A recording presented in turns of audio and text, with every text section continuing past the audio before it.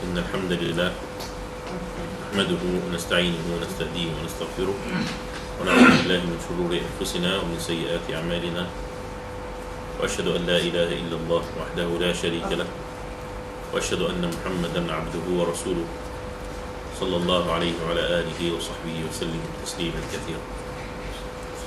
أما بعد، فإن الاستعداد لشهر رمضان والتأهب لقدومه من تعظيم شعائر الله، والله سبحانه وتعالى يقول: ومن يعظم شعائر الله فإنها من تقوى القلوب. ولا شك أن من الخطوات العملية التي يستعد بها العبد لشهر رمضان هو أن يتفقه في دين الله سبحانه وتعالى، ويتعلم من أحكام الصيام ما يصحح به هذه العبادة العظيمة. كما ذكرنا في المرة السابقة، ما ينبغي للمسلم أن يضحي بيوم من أيام شهر رمضان الذي لا يستطيع أن يعوضه بسبب الجهل. والنبي صلى الله عليه وسلم قال: طلب العلم فريضة على كل مسلم.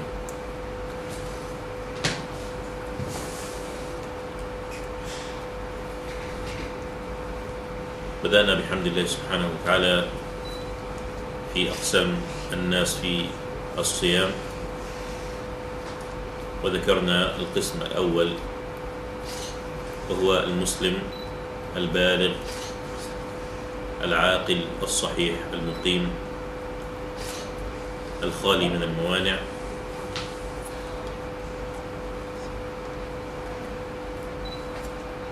وذكرنا الطفل وهو غير البالغ، وكيف أن الله سبحانه وتعالى رفع عنه القلم، يعني قلم التكليف، ولكن ينبغي لوليه أن يدربه على طاعة الله سبحانه وتعالى. وذكرنا أيضا المجنون وهو فاقد العقل، وذكرنا أيضا الشيخ الهرم الذي بلغ من الهذيان ما لا يحسن أن يميز. واليوم بإذن الله تعالى مع القسم السادس من أقسام الناس في الصيام، وهو المسافر. والمسافر ينطبق عليه أحكام السفر التي بينها الله سبحانه وتعالى في كتابه، إذا لم يقصد بسفره هذا أن يتحايل على الصوم. فإذا كان سفره من أجل أن يتحايل على الفطر وأن يجد سببا للفطر، فإنه لا يجوز له أن يفطر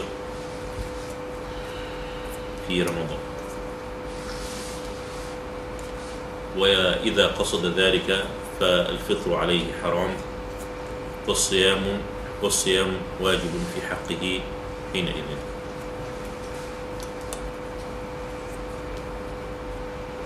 أما الذي يسافر وليس في قصده ذلك فهو مخير بين أمرين: إما أن يصوم وإما أن يفطر، وأيسرهما بالنسبة له هو الأفضل.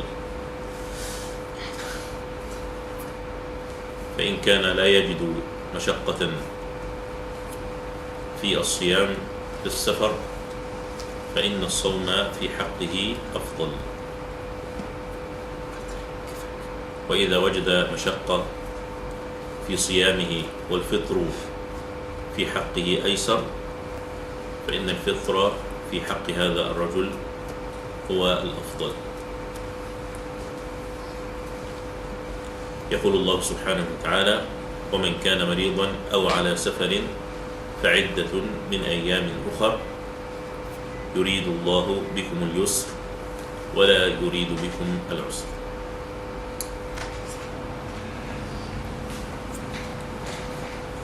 وفي حديث أنس رضي الله عنه قال كنا نسافر مع رسول الله صلى الله عليه وسلم فلم يعب الصائم على المفطر ولا المفطر على الصائم. يعني من استطاع الصوم وهو في صحبة رسول الله صلى الله عليه وسلم صام ولا يعيب على من أفطر، ومن وجد مشقة فإنه يفطر ولا يعيب على من صام.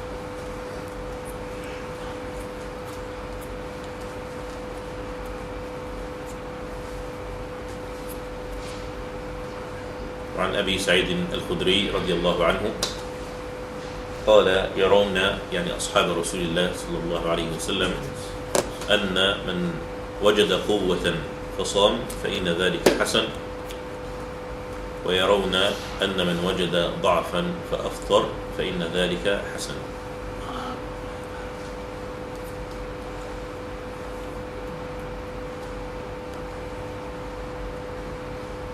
وجاء حمزة بن عمرو الأسلمي إلى رسول الله صلى الله عليه وسلم قال يا رسول الله إني صاحب ظهر وعالجه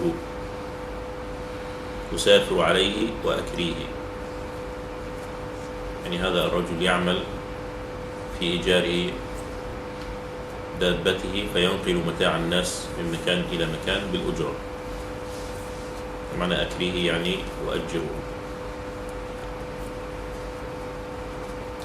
ولا شك أن هذا عمل شاق خصوصا في أيام السفر، في أيام الصيف.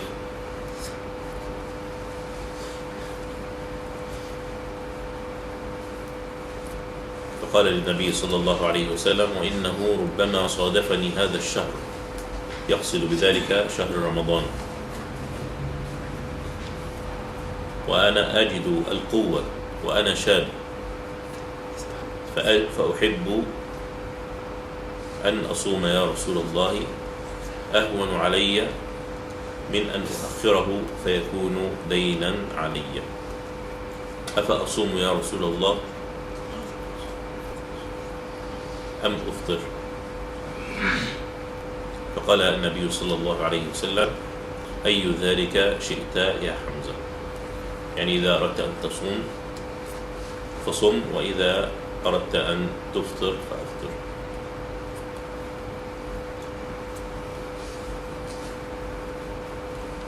وهذا الحكم يسير أيضا على أصحاب سيارات الأجرة الذين يعملون في الحرب ويشق عليهم الصوم في رمضان في السفر،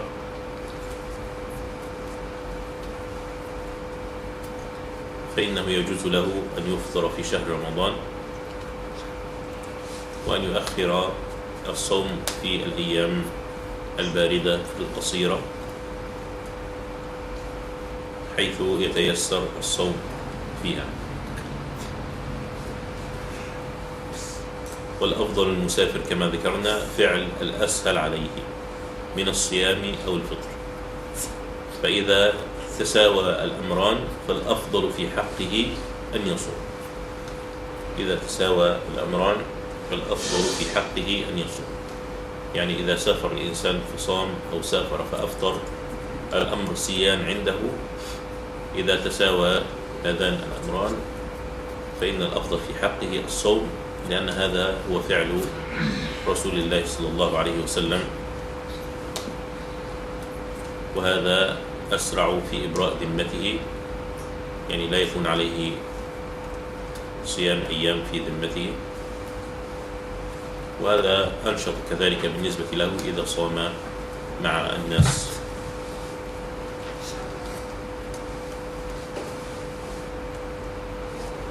يقول أبو الدرداء رضي الله عنه خرجنا مع النبي صلى الله عليه وسلم في رمضان في حر شديد، حتى إن كان أحدنا ليضع يده على رأسه من شدة الحر، وما فينا صائم إلا رسول الله صلى الله عليه وسلم وعبد الله بن رواحة.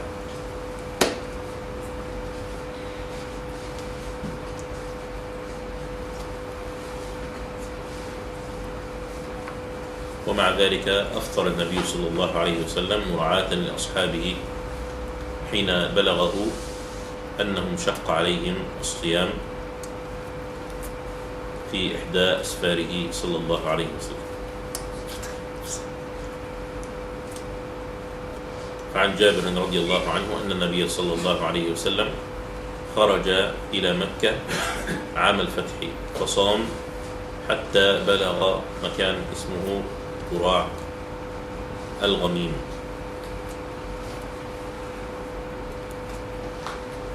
فصام الناس معه، فقيل له إن الناس قد شق عليهم الصوم، يعني لا يستطيعون تكملة بقية اليوم من شدة الحر، وإنهم ينتظرون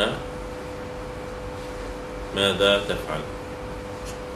فدعا النبي صلى الله عليه وسلم بقدح من ماء بعد العصر، يعني لم يبق من النهار إلا شيئا يسيرا، ولكن رحمة بهؤلاء الصوام الذين اشتد عليهم الحر.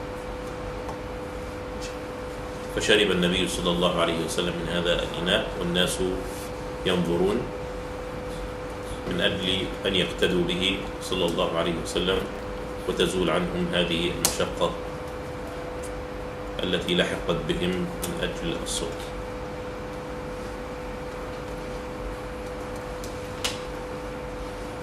كذلك في حديث أبي سعيد الخدري رضي الله عنه أن النبي صلى الله عليه وسلم أتى على نهر من السماء، يعني عندما تمطر السماء في أماكن الجبال فإن هذه الجداول التي تنزل من الجبال إلى مكان السهول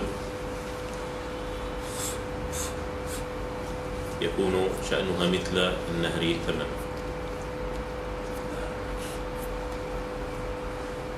فلما أتى النبي صلى الله عليه وسلم على هذا النهر والناس صيام في يوم صائف يعني شديد الحر، وهم مشاة يعني لا يجدون ما يركبون، ورسول الله صلى الله عليه وسلم على بغلة له، فقال اشربوا أيها الناس، فأبوا، يعني لم يوافقوا رسول الله صلى الله عليه وسلم لأنهم يريدون أن يقتدوا به وهو صائم صلى الله عليه وسلم. فقال إني لست مثلكم، إني أيسركم، إني راكب، يعني أنا أركب على هذه البغلة والصيام في حقي أيسر، وأنتم تمشون على أرجلكم في هذا الحق. فثنى رسول الله صلى الله عليه وسلم فخذه فنزل فشرب وشرب الناس، وما كان يريد أن يشرب صلى الله عليه وسلم.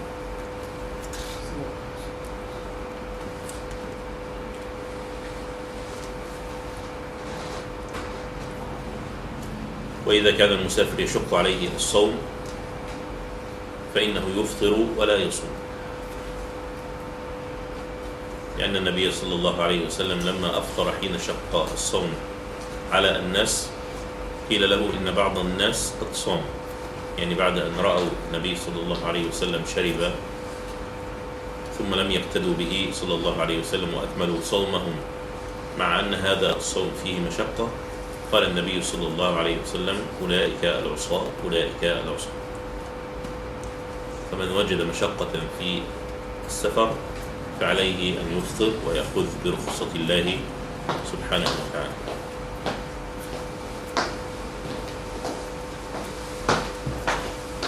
كذلك في الصحيحين لما رأى النبي صلى الله عليه وسلم في إحدى أسفاره زحاما ورجلا قد ظلل عليه، فقال النبي صلى الله عليه وسلم ما هذا؟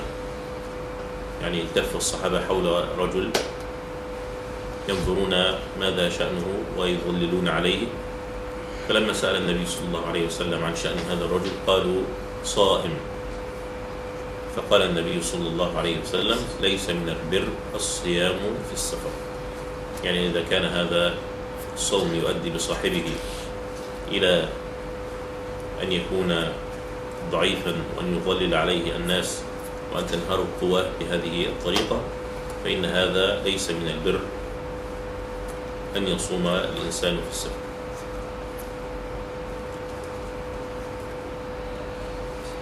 وإذا سافر الإنسان وهو صائم ثم شق عليه إكمال هذا اليوم الذي سافر فيه، فإنه يجوز له أن يفطر إذا خرج من بلده.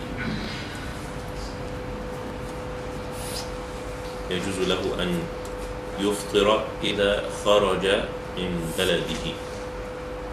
وهذه نقطة في غاية الأهمية قد لا ينتبه لها الكثير، وهي أن أحكام المسافر والرخص التي تتعلق به إنما تبدأ عندما يخرج من بلده، ولا يجوز له أن يترخص بأي رخصة من رخص الصوم وهو ما زال موجودا، ولا يجوز له أن يترخص بأي رخصة من رخص السفر وهو ما زال موجودا في بلده. ينبغي عليه أن يفارق بلده أولا حتى يصح عليه شرعا وحتى يصح عليه عرفا أنه مسافر. فإذا فارق عمران بلده فإنه ينطبق عليه أحكام السفر.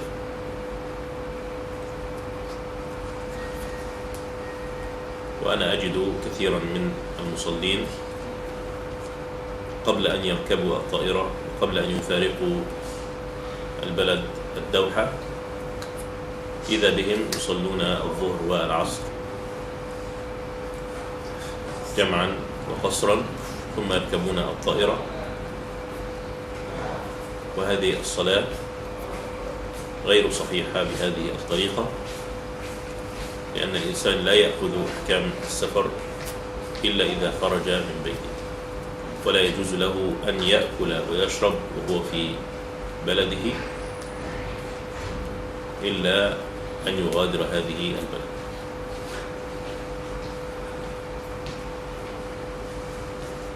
نعم، هناك بعض المطارات تكون خارج البلدة مثل مطار مدينة جدة، فإنه خارج المدينة.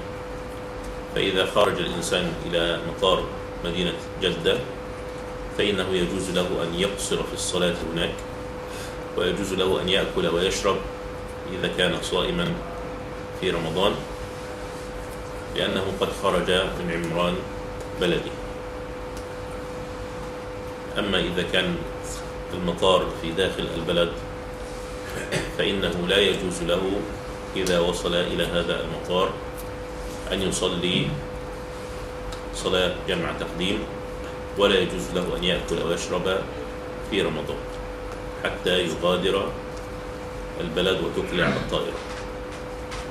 وكذلك إذا سافر بسيارته فإنه لا يجوز له أن يأكل ويشرب وهو في داخل مدينة الدوحة. فإذا خرج من المنطقة الصناعية وكان العمران خلفه عندئذ يجوز له أن يأكل ويشرب عند خروجه من مدينة الدوحة إلى أن يصل إلى مقصده. أما إذا كان في البنيان والعمران فإنه لا يجوز له أن يصلي قصرا ولا يجمع الصلوات ولا يأكل ويشرب وهو في داخل المدينة.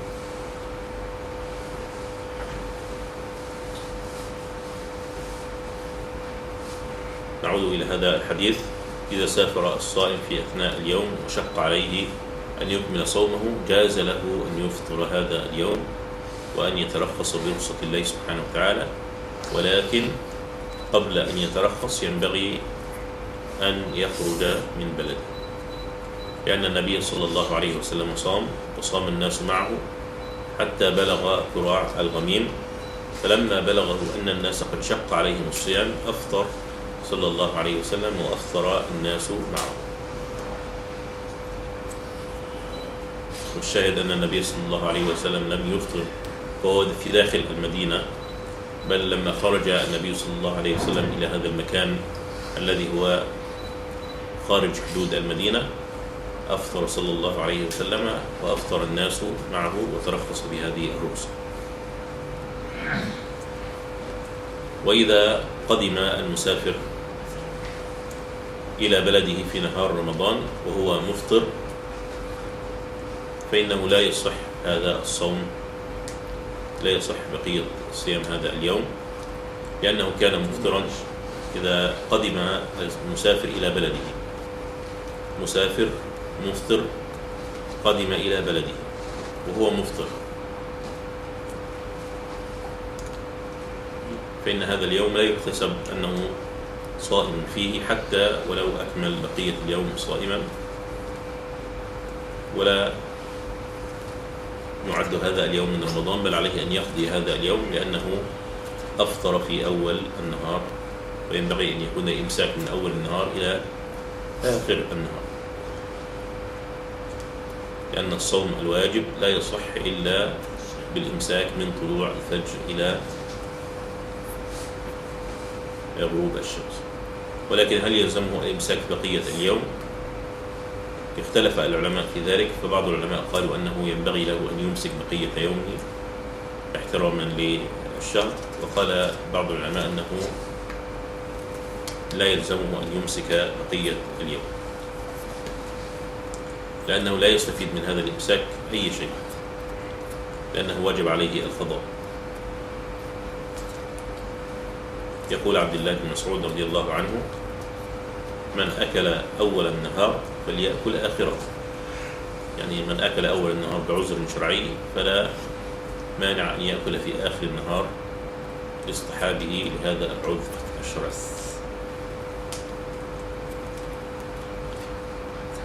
ولكن إذا أبحنا له الأكل في آخر النهار فإنه لا يأكل أمام الناس حتى لا يظن به ظن السوء، أو يقتدي به غيره يظنون أن الشمس قد غربت فيأكلون مثل ما يأكل.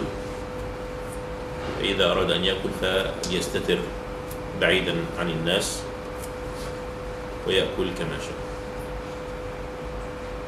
أما القسم السابع الذي نتحدث عنه اليوم فهو المريض الذي يرجى شفاؤه، يعني عنده مرض عارض يشفى منه بإذن الله تعالى. هذا المريض في الفقه له 3 أقسام. القسم الأول: ألا يشق عليه الصوم ولا يضره، فيجب على هذا المريض أن يصوم رمضان، لأنه ليس له عذر يبيح له الفطر. مرضه مرض يسير لا يشق عليه أن يصوم، ولا يحدث له أي ضرر إذا صام، فإنه بهذه الطريقة وحاله هذه يجب عليه الصوم، ولا يجوز له أن يفطر من أجل هذا المرض اليسير. أما الحالة الثانية فإنه يجد مشقة في الصوم ولكن لا يتضرر بهذا الصوم، في هذه الحالة يفطر، لأن الله سبحانه وتعالى قال فيه وفي أمثاله: ومن كان مريضا أو على سفر فعدة من أيام أخرى.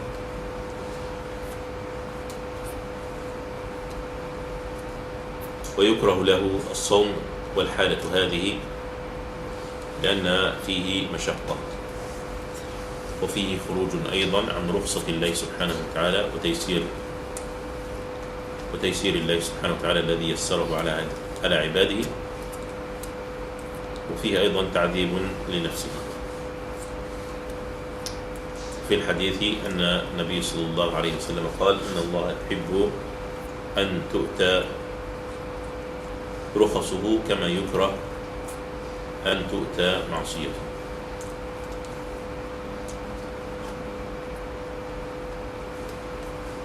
هذه هي الحالة الثانية التي فيها مشقة وليس فيها ضرر على المريض، فإنه في هذه الحال يفطر، وإذا صام فإنه يكره الصيام في حقه. أما الحالة الثالثة أنه يضره الصوم، يعني إذا صام وقع عليه ضرر بسبب هذا الصوم، فيجب عليه حينئذ الفطر ولا يجوز له الصيام، لأن الله سبحانه وتعالى قال: ولا تقتلوا أنفسكم إن الله كان بكم رحيما.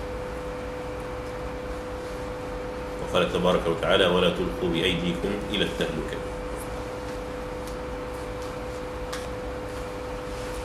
وقال صلى الله عليه وسلم: لا ضرر ولا ضرار.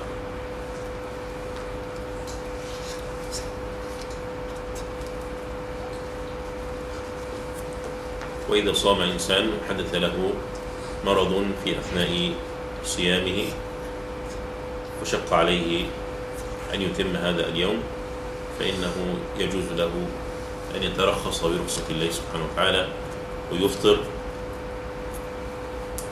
بسبب وجود هذه المشقة التي تبيح له أن يفطر.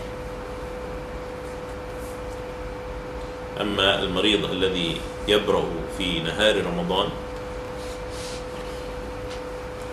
فإن حاله تماما مثل المسافر الذي قدم إلى بلده في نهار رمضان أيضا، فإن عليه أن يقضي هذا اليوم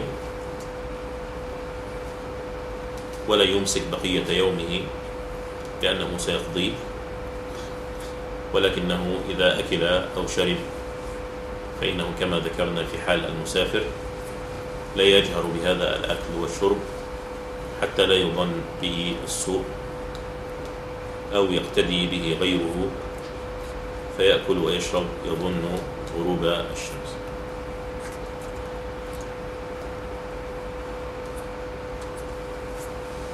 وإذا ثبت بالطب أن مرضا ما إذا صام الإنسان معه فإنه يؤخر برءه أو يجلب له زيادة في المرض، فإنه لا يجوز للإنسان أن يصوم والحالة هذه حتى لا يؤخر البرء ولا يزيد المرض. هذه بعض الأحكام التي تتعلق بالمسافر الذي لا يقصد بسفره أن يتحايل على الصوم، وهذه الأحكام المريض الذي تنقسم إلى 3 أقسام. القسم الأول ليس فيه مشقة وليس فيه ضرر فيجب عليه الصوم، والقسم الثاني فيه مشقة وليس فيه ضرر فعليه أن يفطر ويكره له أن يصوم. أما القسم الثالث ففيه ضرر واقع على المريض فإنه لا يجوز له أن يصوم والحالة هذه ويجب عليه الفطر. نسأل الله سبحانه وتعالى أن ينفعنا وإياكم بما قلنا وسمعنا، وأن يشفي مرضانا ومرضى المسلمين إنه جواد كريم. صلى الله على محمد وعلى آله وصحبه وسلم تسليما كثيرا.